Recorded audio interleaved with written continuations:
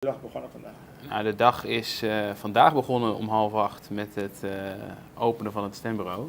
Maar eigenlijk is dit proces al een aantal weken bezig. Mensen konden zich tot 1 februari registreren om te gaan stemmen voor de Nederlandse Tweede Kamerverkiezing.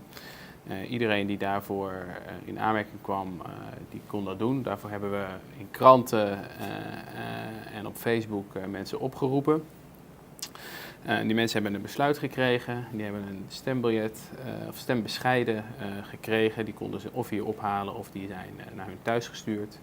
En vanaf dat moment konden mensen al hun stem uitbrengen per post. Op Aruba is, zoals we allemaal weten, niet zo groot. Dus veel mensen die hebben niet gebruik gemaakt van de post, maar hebben vervolgens hier zelf langsgebracht.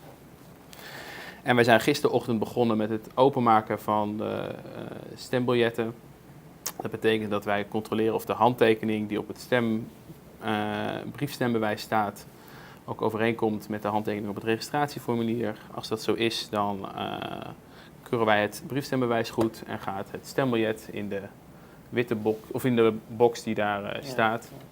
En die maken wij vanmiddag vanaf 3 uur open om daadwerkelijke stemmen te tellen.